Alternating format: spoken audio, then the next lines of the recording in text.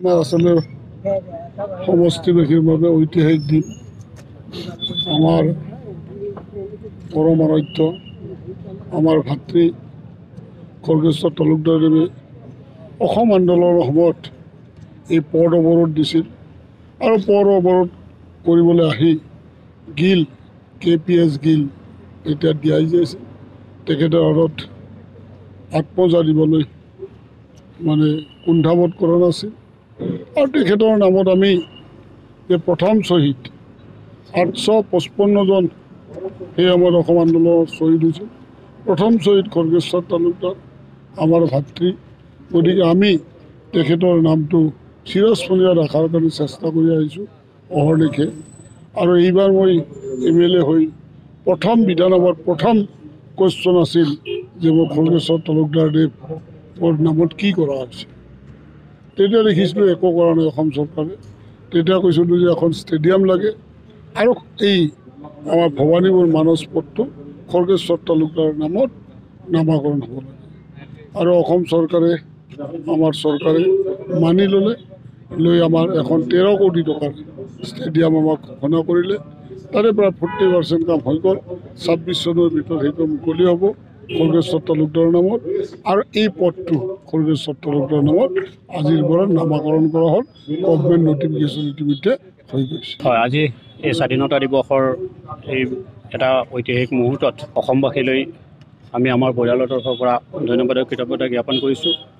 আমাৰ 41 নং ভৱানীপুৰ বিধানসভা সমষ্টিৰ সন্মানীয় বিধায়ক কণ্ঠৰ তালুকদাৰদেৱৰ যি একক প্ৰচেষ্টা আৰু শুদ্ধ সত্যনিষ্ঠ যি চিন্তাধাৰা, এই চিন্তাধাৰাৰে তেওঁ অসম আন্দোলনৰ সেই চিৰযুগমীয়া যিটো পটভূমি আৰু পটভূমি প্ৰথম শ্বহীদগৰাকীৰ স্মৃতি চিৰযুগমীয়া কৰাৰ স্বাৰ্থত ভৱানীপুৰ হালবাৰী মানস ৰোডৰ যি নামাকৰণ, শ্বহীদ খৰ্গেশ্বৰ তালুকদাৰ পথেৰে নামাকৰণ কৰাৰ যি চিন্তা, এই চিন্তা সঁচাকৈ শলাগিবলগীয়া। আৰু তেখেতৰ এই চিন্তাক বাস্তৱত ৰূপ দিয়াৰ ক্ষেত্ৰত অসমৰ মাননীয় মুখ্যমন্ত্ৰী মহোদয়ে যি পদক্ষেপ গ্ৰহণ কৰিছে, এই ক্ষেত্ৰত আমি অসম চৰকাৰলৈও ধন্যবাদ আৰু কৃতজ্ঞতা জ্ঞাপন কৰিছোঁ। আৰু ভৱিষ্যতে ভৱানীপুৰ সমষ্টিৰ যিসকল শ্বহীদ আমাৰ আছে, এইসকল শ্বহীদৰ নামতো বিভিন্ন ধৰণৰ পদক্ষেপ গ্ৰহণ কৰিব বুলি মই সন্মানীয় বিধায়কগৰাকীক বিনম্ৰতাৰে অনুৰোধ জনাইছোঁ। আমাৰ আচলতে সমষ্টিবাসীৰ বাবে ঐতিহাসিক দিন।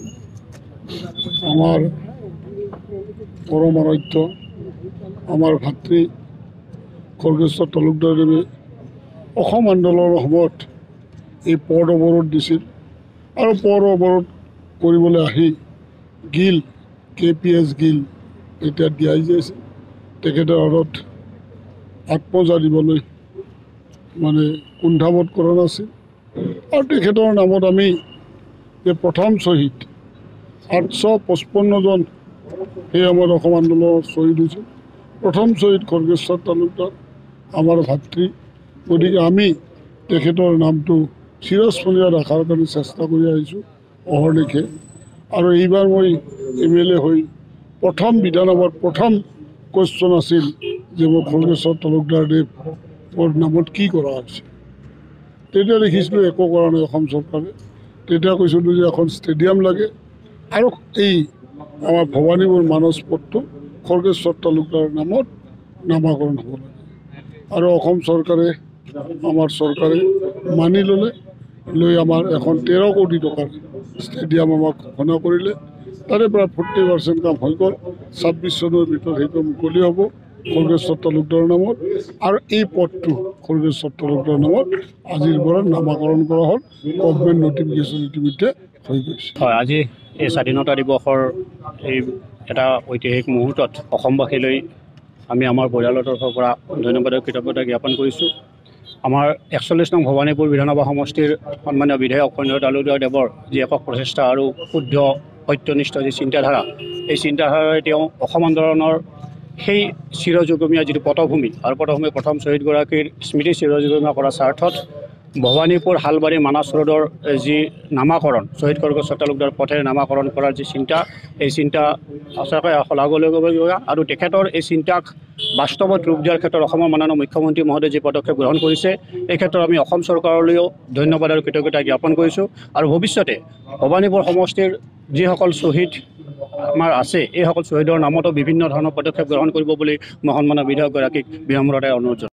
যিকোনো খবৰৰ বাবে যোগাযোগ কৰক 70990171 73030 অথবা 7099017177